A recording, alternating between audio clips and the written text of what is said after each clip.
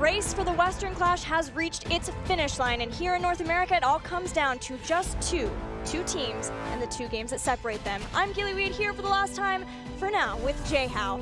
J-How, here in North America, the fate of Team Octalysis and Team Endemic now rests in the hands of a team who, at its core, has not been able to qualify for an international event for over a year. Does Endemic break this streak today?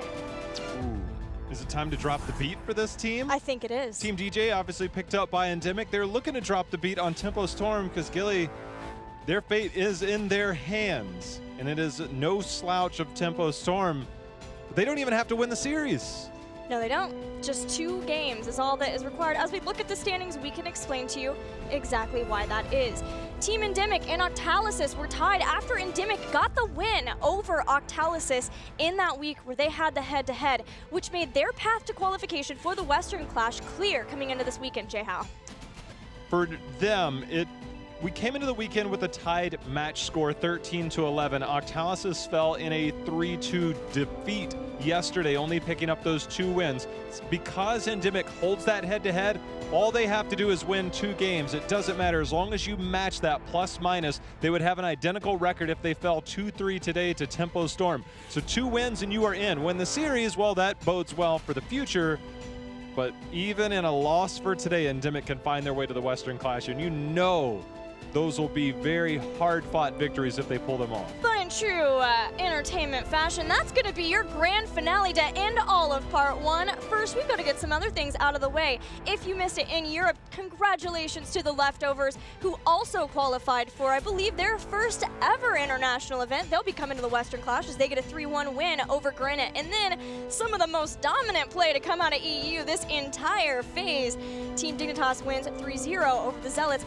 We will see Tempo Storm and Endemic fight in the last match of the part, but first, another series between tied teams in standings, LFM and No Tomorrow, and while this doesn't have any bearing on the Western Clash, it has a whole lot when you talk about avoiding the Crucible and making it into playoffs for BlizzCon.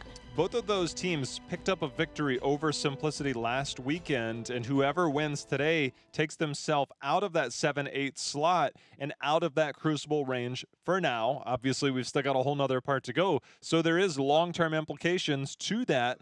If you make it into the playoffs, you can have any run you want to get there, but it also confirms your spot for 2019. And for certain players, obviously that's a big step for them to make sure and confirm what their plans are for the next half year or so. So there is a lot still for these teams to fight for. Yeah, both of these teams getting wins over Simplicity last weekend. It was a difficult weekend for Simplicity, but a great one. We heard from Jen from No Tomorrow how much that first win meant to No Tomorrow. And for LFM, you know, having Fury come onto the squad, bringing in Droplets out of the open division, being able to get their first win after there was so much hype and talk about this team has to be feeling really good. So I'm excited to see what both those teams now bring into this match. And for LFM, they have had the highest praise of any team that we've heard from all of their opponents, all of their peers. They have said LFM has the highest chance of doing better than what we've seen from them. And last week, I thought they looked pretty good for their team. But what surprised me the most out of last weekend was how good No Tomorrow also looked. Jen, with the drafting that you had mentioned, the steps that he's made, and maybe he's enough to turn this team around, because it definitely showed itself last weekend that they are a better team moving forward. And so now we get to see both teams who are clearly on the rise from where they started, who's actually the better team at this point. And we get to hear from both the teams here in this series too. Let's hear from Figgy and Jen as they weigh in on their final series of Part 1. It felt good this past weekend because No Tomorrow beat Simplicity. That gives us a huge blessing in disguise, I guess, because if we beat No Tomorrow this weekend, we just clinched the 6th spots. I think the player to watch out for in No Tomorrow is definitely Casanova. I just don't think No Tomorrow will be the same if he's not there. So he's definitely someone that we'll look out for in draft and in game as well. The win versus Simplicity means a lot to me because it shows me that when I work harder and harder, and finally when there's a breakthrough, it just really shows me that I should be encouraged to go even further for the possibilities that are ahead of this team. Winning one set is all the gratification needed for me and my team to reach the heights possible for the potential of this team. I think LFM as a team has a lot of potential. I think that the match could absolutely go either way. I feel pretty confident going into it that we can close it out, but yeah, it could go either way.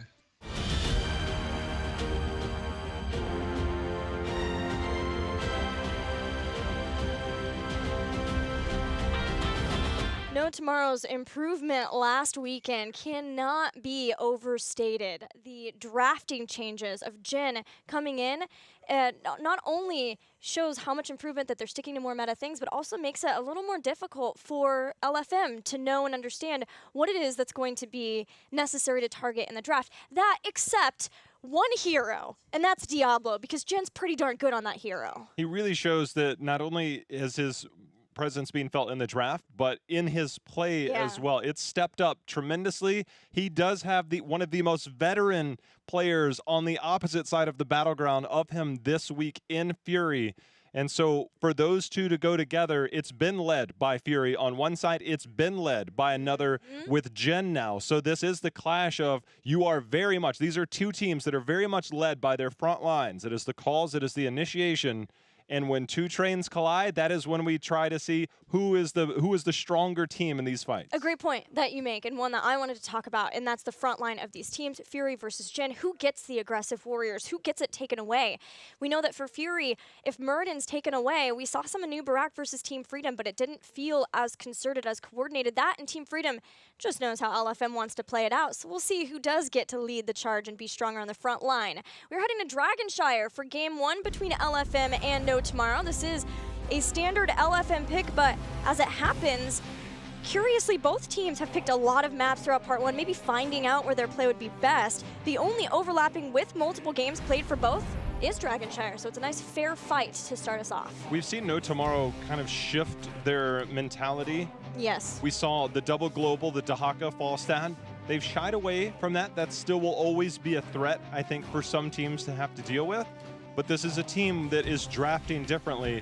And this is also the map that I believe we saw last week where some of those aggressive warriors were taken away. And this is where the Anu Barak was picked up for Fury last weekend. And when you take away a lot of the aggression, and then you have these all-in heroes like ETC, like Anu Barak, and you aren't confirming kills, LFM has struggled in that department. Muradin, he's a lot tankier. He's a lot more forgiving when he dives in.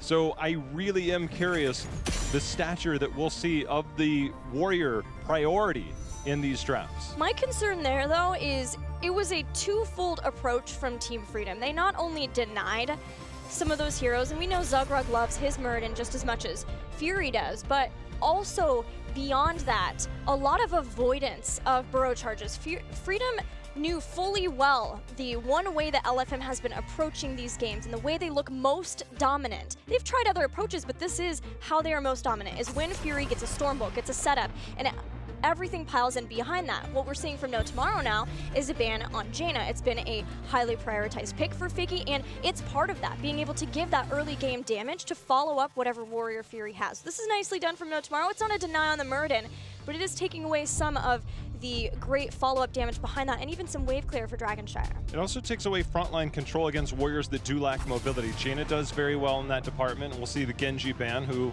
is quite common. Will the Tracer ban come out in return from LFM, or do they have other things in mind? Maybe they're willing to deal with that style of play, given that it is Dragonshire. But Phoenix, high priority that we've seen across the world.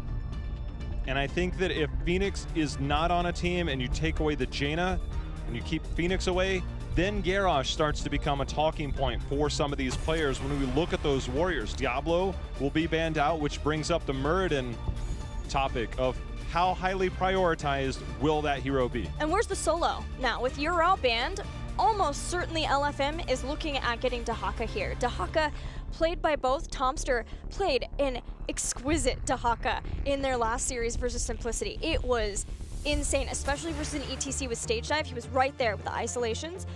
But no, tomorrow I want to make sure they do get Phoenix. They still get the slows in the front line. Hanzo will be the pick for LFM. Now, do they get Muradin here, or do they get Dahaka, or maybe even Blaze as the solo? It's a tough choice between the two of them, but they wanted to make sure to get Hanzo, and Hanzo is very strong.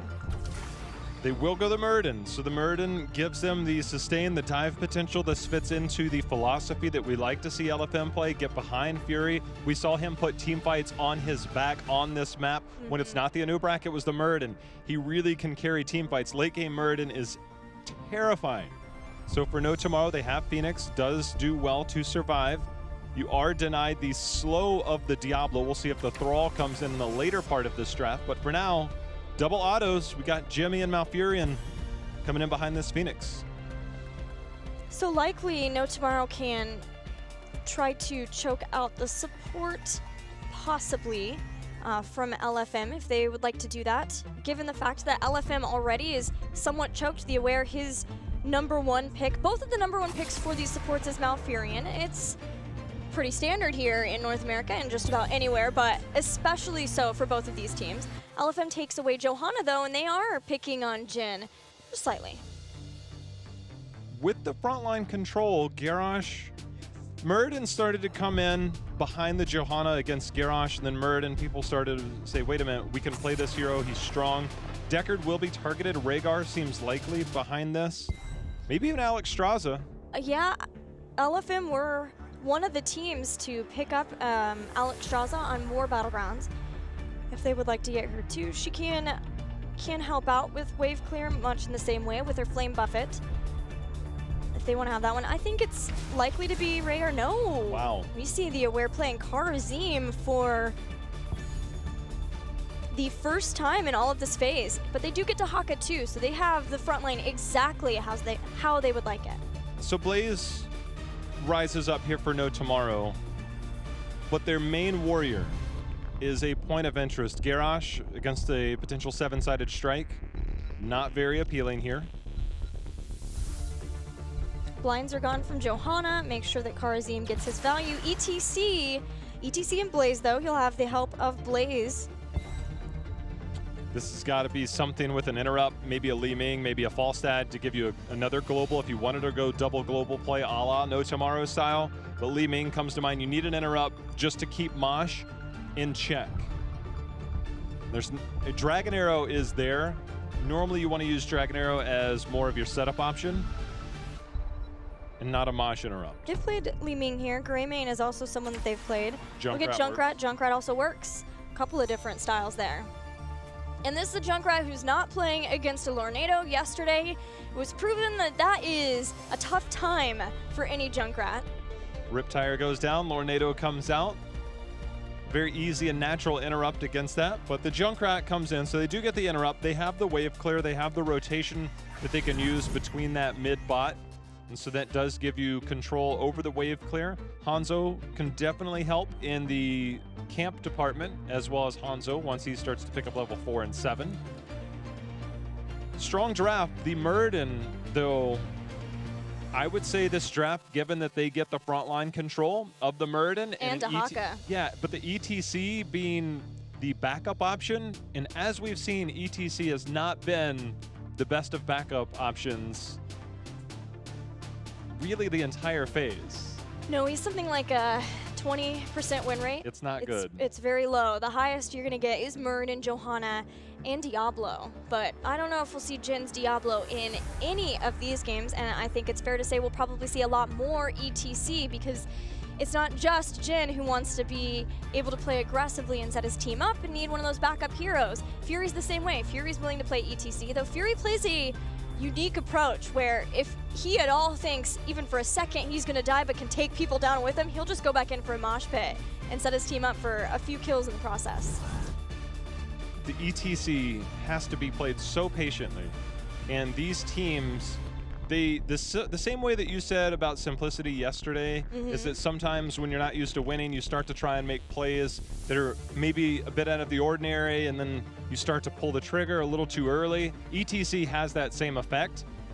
Both of these teams, Johanna is really strong, and she's shown to be really strong in our meta, but both of these teams have stayed away from Johanna because it does not fit their team philosophy of that aggression style. So ETC fits that. ETC, however, can be a liability at times. And especially if he power slides aggressively, watch for a mine from Figgy, who will be playing that Junkrat. Aware on Karazim for the first time this phase. Fury playing his Muradin, of course. Droplets on Hanzo. And finally, Swabs for LFM. He'll be playing Dahaka.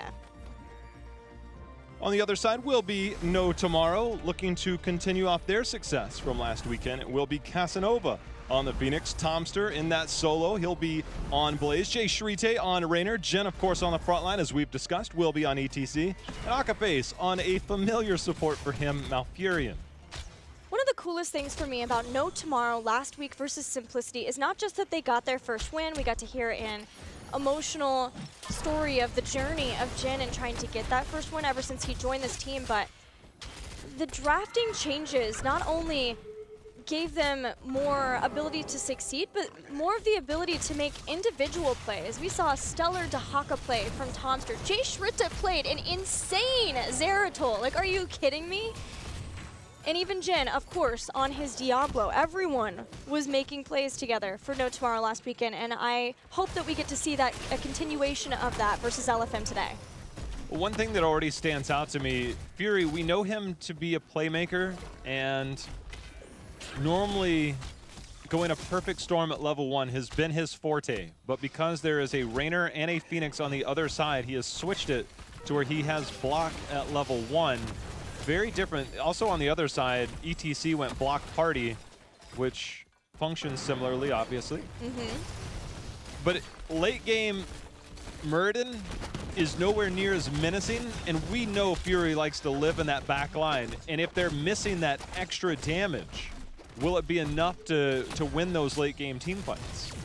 It just requires that the rest of LFM is following up and the communication is there. And that's been a big point for them, is that this type of playstyle is requiring of that. And we have seen improvements in that from week 1 of part 1. But what I will say is that this didn't look like the same LFM that we've heard tales about the strength when they played versus Team Freedom. I think that was a very difficult time for them, and we'll see what they have done in the week since that to get ready for this all-important match for them. And not only block, but having Karazim, who now is going to be able to get Earth Ally, that should be able to nullify a lot of the damage that No Tomorrow are looking to put out with that Raynor and the Phoenix. You know, you mentioned the Karazim, first time for the Aware. I am very curious how that will function. The Aware at times has been in places he shouldn't be on other supports, and a lot of that is in deep, it's in melee range, and it's compromised positioning that has cost this team. And speaking of positioning, Droplets will be first blood as he was far forward there. But for the Aware, he can be more effective in those situations. How effective is yet to be seen. As a power slide, Fury, the penetrating round miss, so Fury not having to dwarf toss out. No Tomorrow has had a hold of this game ever so slightly over LFM. A lot of that comes down to the shrines that, for the most part, have been in No Tomorrow's control and shining red. And now being able to get that first blood, take Hanzo off the board. Some of that has been that Fury's been sitting mid, and then it's been more of Figgy staying in the mid, and then in the bottom, the 2-man, whereas No Tomorrow feels very comfortable rotating around with that ETC, trying to get the early game kills, the early game setup with the stun lock that they have. Right now, the first kill netted a slight experience advantage. Tomster, Swab's winning that matchup in the moment there. Easier to heal up as Dahaka than it is as a Blaze. Junkrat is having a tough time in the mid versus that Phoenix. It's required Muradin to come up and help him, and Figgy had to go all the way back, and Phoenix has been, I think that's Casanova, and that it is. It makes a lot of sense. We heard Figgy give respect to Casanova, saying that No Tomorrow would not be the same team without this player, and statistically he has stood out despite however this roster has performed for quite a long time, if I'm correct. Casanova's always been a favorite of mine. Yeah. He's a playmaker. and he does so at the opportune times. Drop, let's see if he has the agility out. There's going to be a dash in for the aware, and then he dashes instantly over to dish out some damage onto Jin, and Fury needs to try and claim control. The hammer goes out, the slow comes in to try and buy enough time to get it to the halfway point to alleviate that pressure in that mid lane for Junkrat. They managed to do that as Jin going forward. This is what we were talking about, that Jin and Fury, they will aggress forward on an ETC. In the later stages of the game, the Junkrat is there, that's punished. It's punishable by death. Well, the Junkrat in the mid used a concussion mine that threw Phoenix way far away from the Dragon Knight. That bought crucial time for LFM, but now Casanova rotating in, gets the slow of the Plasma Cutter on the Aware, but the Aware now has blinding speed. He has the extra charge of dash, also having the cooldown reduction of that too allows him to be able to move around a lot more, have mobility so that he can come in and go back out, trying to deliver heals if he can, or just movement speed later on once he gets, if he does get the upgrade to that. Speaking to the aggression part, Jin, Pinball Wizard, he's like, look, not only am I going to slide and stun, but I'm also going to dish out some damage afterwards. Not too worrying about that with the follow-up either. Jay Schritt, a beautiful mine from Figgy, gives LFM their first kill. But yeah, when you're with mostly auto-attacking heroes, you don't have to worry as much about, say, knocking people out of a Jaina Blizzard, which never happens to me. No, never, not at all. Yeah, there's no Mantis people out there that ever press W after Q. Never happened before in the history of heroes. The penetrating round you'll have to keep in mind with Paint Them Red. You want to make sure that you're getting value out of that, but for the most part, Jin should be able to pile the damage on, and they've continued to do that. Now the take back of LFM, heroic abilities online. We're seeing a 7-sided strike for Swabs. Rainer's Raider for Rainer, and Jin's thinking about it. Concussion Mine can keep an eye on this. You just activate that. Rainer's Raider is going to squat there, grant some vision. Nobody's getting on this one. Stage dive was picked up. All right. No roots, but if Dahaka is anywhere near, that's a tongue, an isolation, something to grab you, and you won't like it. Yeah, Tomster himself was using that a lot versus King Caffeine last week. Also keep in mind, if a Dragon's Arrow goes out on the rest of the team, that's some time where you can use things like Riptire or just Riptire go on the other side, but 7-sided strike. There is enough lockdown to keep someone in that 7-sided strike for a while. Great Stormbolt, Dragon's Arrow follow-up. They were looking for exactly that, but Jin had the power slide away, and a lot of heroic abilities were burned here by LFM, hoping to get that kill on Jin. Just gonna toss that over, do some damage, and try to let this camp bring down the front wall in this bottom lane. Accomplish just that. Now that we've got heroics, the speed up process of the contention for the DK will come in before long, as Casanova forced to warp out of there as Fury and Aware made their rotation. And Droplets has been on point in these scatter arrows. It's one of the reasons why Hanzo is so good. I think every one of them missed there though. But it's why he's so good in this, the shrine area. I've never seen every arrow miss like that, but you know. It was Jin. He was pulling a Matrix. Yes. I made sure to act it out just in case Jay Howe didn't know what I was talking about. Don't worry, guys. He got the reference. The Matrix is my favorite movie of all time. Well, I didn't know that. All time. Finally, something that we can communicate on, just like LFM trying to get this kill on Jin. But again, as the power slide out, makes it out. Not having Dahaka there for that follow-up extra stun, the drag to keep him in the 7-sided strike just a little bit longer. But it's important that he stays at the top. Now we're seeing the stage dive as No Tomorrow, desperate to keep a hold of one of these bastions of hope with the shrines, comes in with a 3-man to gank Swabs. But Swabs' Dahaka is pretty darn good, J-How. It's what he's made his name on. He got through Open Division. Oh. This might be it. If No Tomorrow can't hold this or someone get down to the bottom. I'm going to hold on for now, getting Rainer and Malfury in there. LFM's got company coming. And I don't think No Tomorrow wants to be part of that Swabs Yes, Burrow.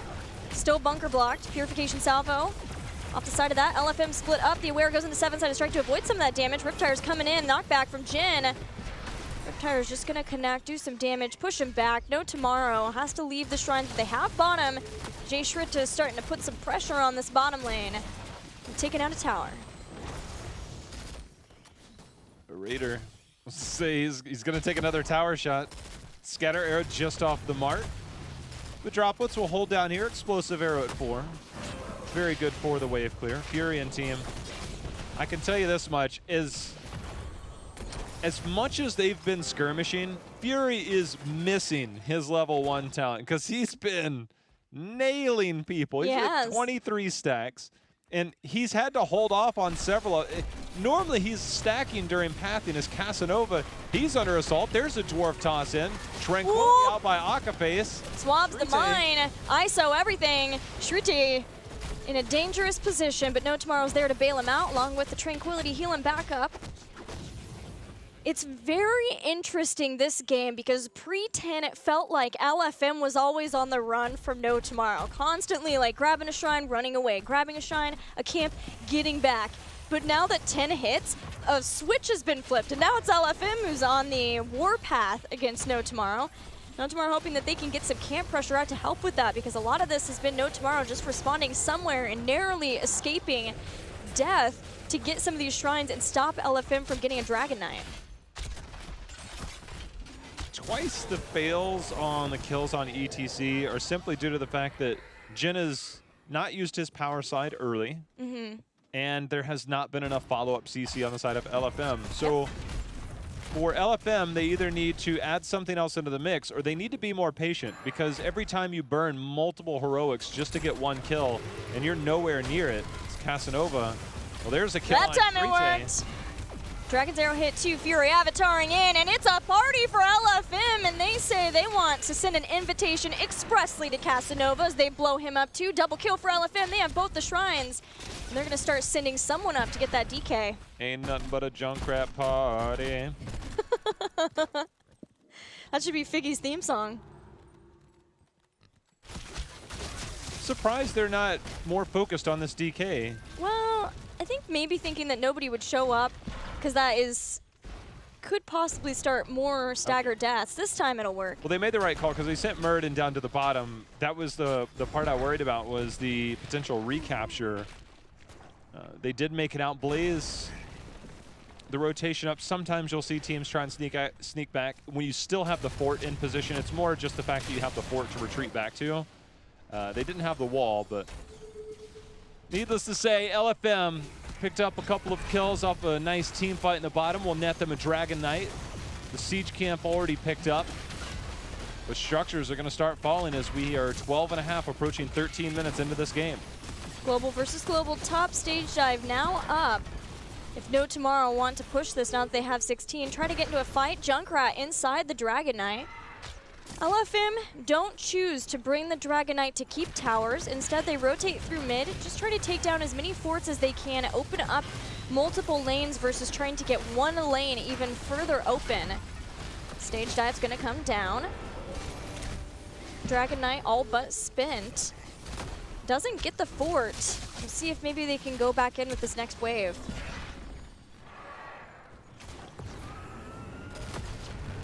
Experience is there when and if they want it. I think it's one of those things now where even if they don't get it, they can always come back around to it, make a quick pit stop during one of their rotations.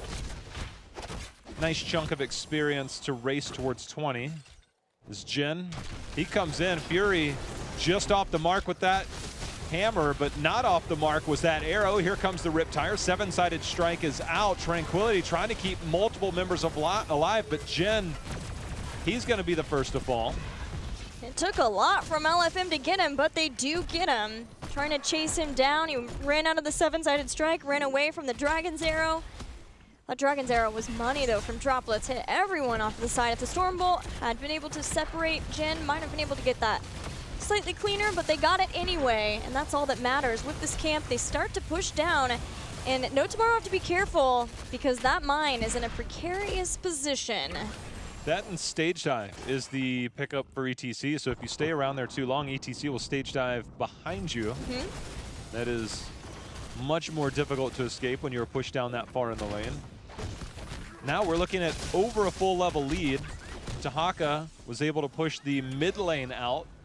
Did end up taking that fort down. So now with 20 and a global for LFM, they can start looking for win conditions. They can start looking to, let's get 20. They don't have to fight. They can still look to fight, but they can get 20, get the shrines, and then the bot lane already took some damage. You can start looking at early keeps as we start to approach the late game. And if you can get a pick behind that, then you can look at ending the game. Well, No Tomorrow know this, so they are not going to give up everything for free, though. On mine disrupts this slightly.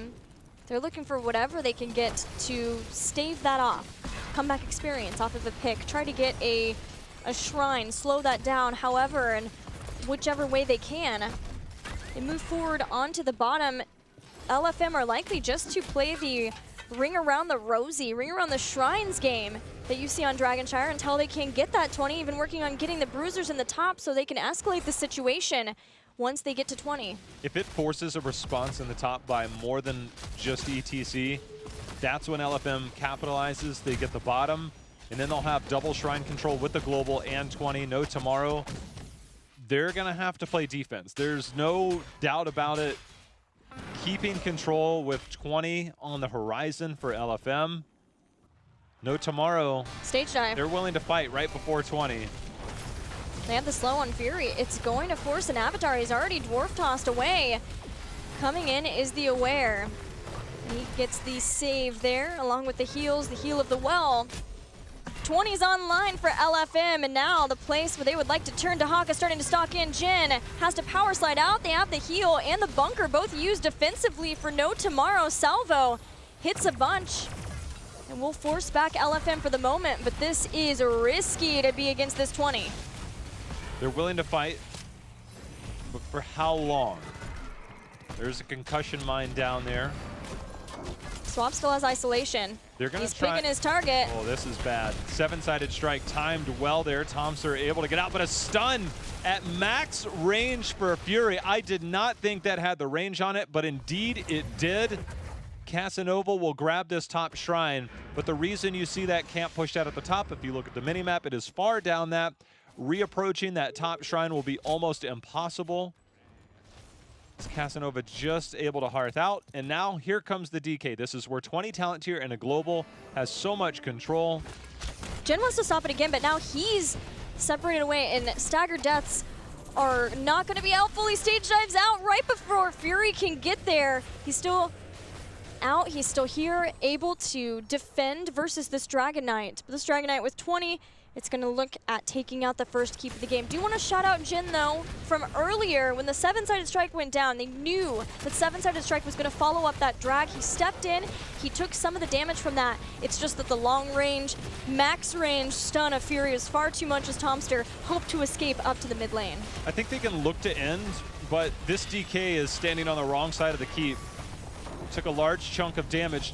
20 is here, so that's why we see the cautious approach. They have the global. That is the number one thing, is they have the global advantage on Shire. Yes, there's stage dive, but that should be more for team fighting as opposed to the traditional global style. This rotation mid, you're getting experience, but the threat is there. Look somehow. at that. Jin gets caught, and now this goes from a salvageable situation to one more pick here, and it's lights out. Gee, how Jin hadn't picked his 20. I think he could have maybe taken death metal and been able to get some kills there. Now, as it stands, No Tomorrow, no ETC either. With a Riptire, they blow up the bunker. LFM out for more. If they can get it, looking for more. Not getting it, though, they'll back off. The ETC will have a stage dive when he's back up. LFM will play this out cautiously. At any given moment, ETC can be back in these team fights. We will see what he elects to pick up at 20. That might have been the Deathmosh moment. With the DK still lingering, probably thought, you know what? As long as the rest of the team doesn't die here, yeah, that's fair. This is fine. If any other person died on the side of No Tomorrow, it's game over. So they were able to escape, able to survive. But catapult control, the same way that we saw the top lane pushed out, yes, they had gotten the kill previously, but now with catapults and giants and knights, we have seen teams end behind this due to the spell armor and the push potential of the giants. This is double camp. LFM look for Swab, see if he can land a tongue. There it is. Immediate bunker out of that is a play of the game from Droplets. Fury's taken a lot of damage. He is bruised. Still has Avatar if they'd like. No Tomorrow defends in a way that LFM not comfortable sticking around here, especially with that push in the top. Shrines will be activating in 30 seconds. No Tomorrow will have a chance, but they'll have to deal with catapults in that bottom lane, which means they need to set themselves up right in this laning setup for the Shrines so they don't end up having that come back to bite them. You know, Gilly, this, with the respawn of this bruiser camp, will be an identical situation, because once the camp will push out the top lane with swabs, it will take some time if LFM is patient about this. It will push out the top lane, and once it gets past that halfway point, starts getting to the 3/4 point on the right side, that will be when the response is forced. And when one member's there, then you can force the 5 versus 4 in the bottom, and that's when you get control over both shrines, and the catapults will naturally continue to push out bottom unless No Tomorrow stays here. The longer they stay, the more value that top gets, and that's why we see Dahaka in the top. We'll take a cautious approach to that, and LFM making the right call here, a patient late game macro approach on Shire. They just can't get antsy. There's no need to force this capture. Somebody will have to respond. We already see ETC on his way up. That is the global. That is a good call. There's no need to stay around, but keep the lanes pushed out. Inevitably, control will be yours. Well, Hanzo's in the mid, but he too can function as having the pseudo-global with play of the game. ETC there in the top. Dahaka starting to step back.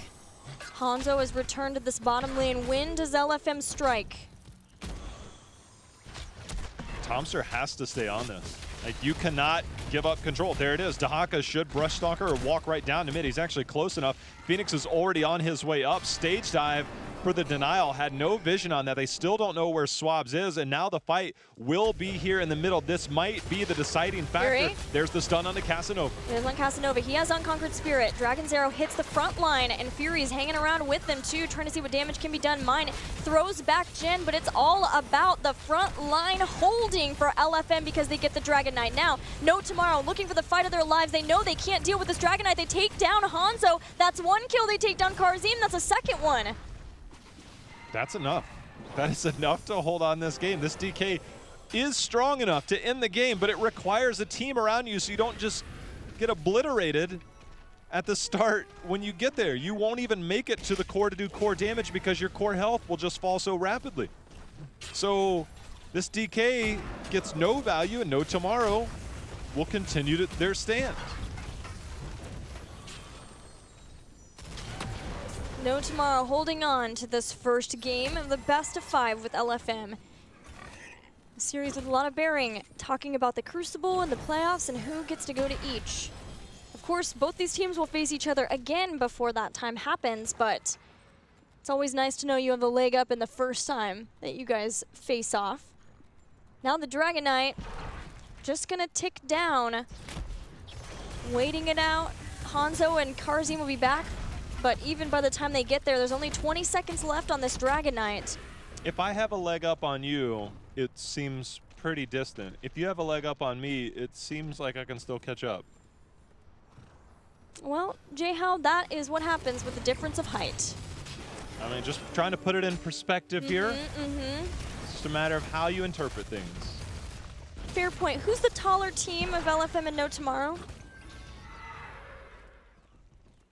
Akafe's pretty tall.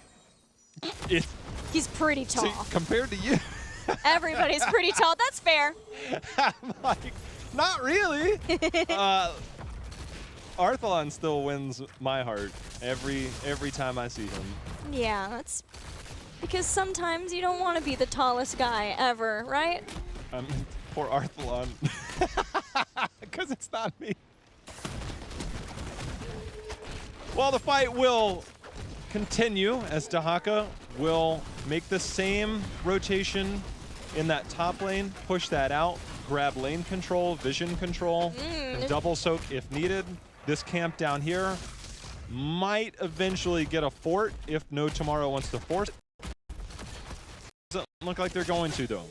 Well, the thing here is that No Tomorrow was able to get that camp because the Dragon Knight, they didn't have to force back the lane the Dragon Knight was pushing. They can keep pushing this out. Swabs has not shown up. He's on the Bruiser camp. Left it. Raider is just tanking the fort shots. He's still working on that. No one's done that yet. That's a great mine. ETC is going to stage dive in. That got far too close for comfort for No Tomorrow, especially after being able to bring this game back in with that double kill. Shrine's active, top lane pushed out, and the camp picked up for No Tomorrow. This time, they'll time their camp more appropriately at the top right. They will concede control at the bottom to start this.